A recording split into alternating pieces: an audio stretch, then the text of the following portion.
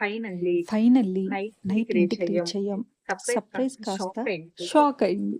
ఇంకా షాక్ లో ఏముంటది, వీడియో క్లోజ్. మార్నింగ్ అయిపోయింది, ఇంకా పని స్టార్ట్ చేసేసాము. సంక్రాంతి అంటేనే పిండి వంటలు కదా, అందుకే ఏమేం చేస్తున్నామో ఈ వీడియోలో చూసేయండి. మేము రాకముందే ముందుగానే అరిసెల పాకం పట్టేసుకుని మా మమ్మీ. నేతి అరిసెలు అసలు తింటుంటే ఏమన్నా ఉంటుందో, అసలు ఆ స్మెల్కి నేతికే గుమాయించుకోవాలి. మంచిగా ఇట్లా ఆకులో చేస్తుంటే ఫ్లేవర్ మంచిగా ఉంటుంది. అంతకు ముందంటే అరిసెలు చేసిన వెంటనే మంచిగా ఆరబెట్టడానికి చెత్త మీద ఆరబెట్టేవాళ్ళు. ఇప్పుడు ఆ చెత్త దొరకట్లేదు, ఏం లేదు, అందుకే ప్లేట్లో ఆరబెట్టేస్తున్నాము. అరిసెలు బేసిక్గా ఆరిన తర్వాతే ఫ్లేవర్ మంచిగా క్రంచీగా చాలా బాగుంటుంది.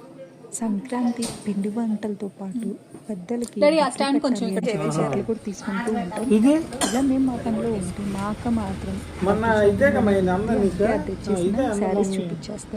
మేము వంటలో ఉన్నప్పుడు కూడా వచ్చి మరీ చూపిస్తుంది. అది సంక్రాంతిలో పిండి వంటలు, కోడి పందాలు అన్నీ ఎంత మ్యాండేటరీ. ఇట్లా పెద్దలకి బట్టలు పెట్టడం. మళ్ళీ చెప్పు, దేనికి మామాలు దేనికి మదన్?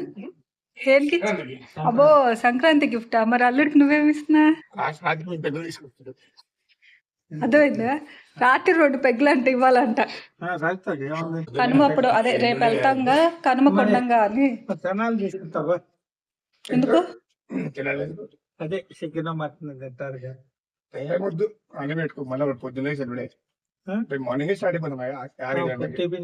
ఆంధ్రాలో సంక్రాంతికి నాన్ వెజ్ ఉండదు, కనుమకి మాత్రమే ఉంటది. ఏంది నీ అభిప్రాయం? నీ కల్లుడు పెగ్గు తెస్తే, బాటిల్ తెస్తే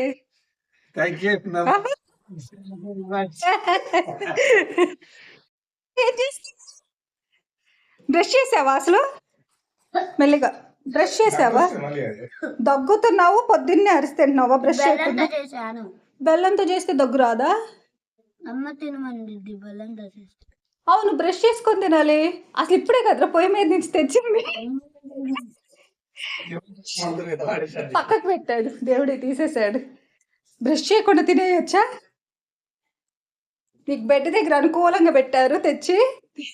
అసలు బ్రష్ లేకుండా, గుండెగడికి బ్రష్ లేకుండా నువ్వే తెచ్చుకొని తిన్నావా? తింటావు లే, కూర్చొని నేను దా, అక్కడ బయటికి రా. బాగుందా బాగాలేదా అరిసా? ఏ గుండు, మెల్లిగా. అదిగో బెడ్ మీద మొత్తం పడుతుంది. దా బయటికి కింద కూర్చో. అమ్మమ్మకి చీమలు వస్తాయి, నువ్వు పడుకుంటావుగా. ఎలా ఉంది గుండు? బాగుందా అరిసా? ఎలా ఉంది చెప్పు. ఏంట్రా అరిసి తింటున్నావా?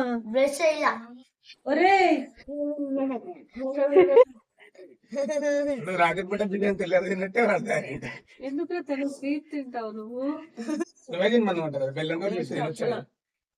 నేను చెప్తాను. బెల్లంతో అమ్మ తినమంది అన్నావు కదరా. బెల్లంతో తినొచ్చు అన్నాలే. బ్రష్ చేయకుండా తిన్నాడు.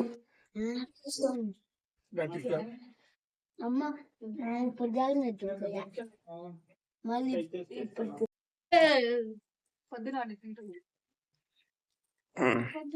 2 ఇడ్లీలు, కొంచెం చట్నీ.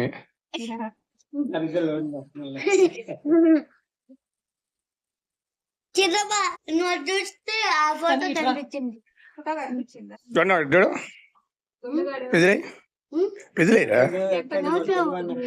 సరే. నాకు మీ ఇద్దరి మీద పూజ చేశారు. అరిసెలు అయిపోయినాయి, ఇంకా చెక్కలు స్టార్ట్ చేసాము.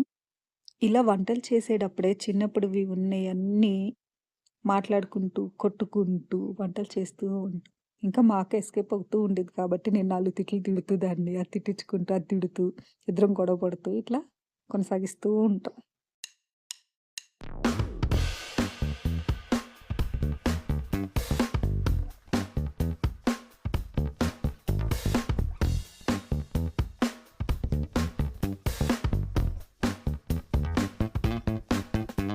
ఇట్లా రోట్లో రుబ్బేది మినప గారెలకి.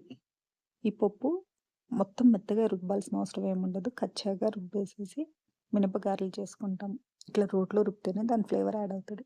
ఆ మినపగారెల్ని ఇట్లా గారెలాగా వేసుకోవాలి, గట్టి కాల్చుకోవాలి.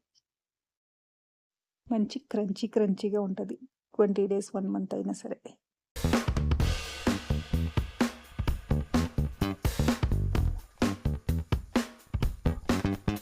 బాబాయ్ కొడుకు చెస్ ఆడుకుంటున్నారు.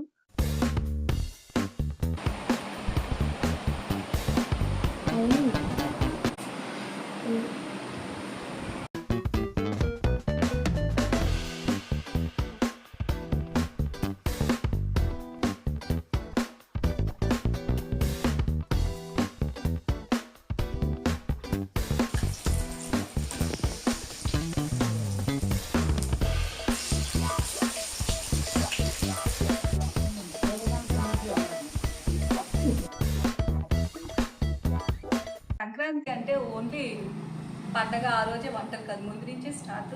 అందులో పిండి వంటలు, నేతి అరిసెలు, చెక్కలు, చెక్క గారెలు.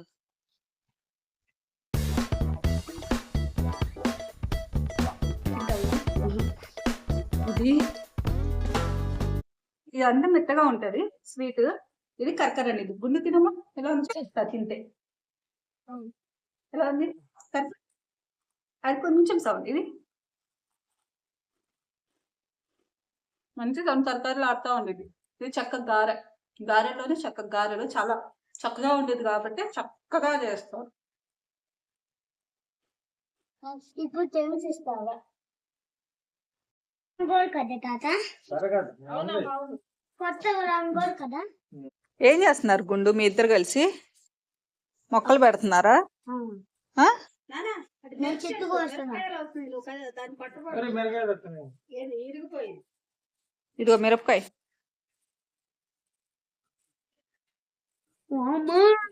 నేను వచ్చేటప్పుడు కొన్ని మొక్కలు తెచ్చాయి. ఇంకా ఆ మొక్కలు పెట్టేస్తున్నారు మా డాడీ.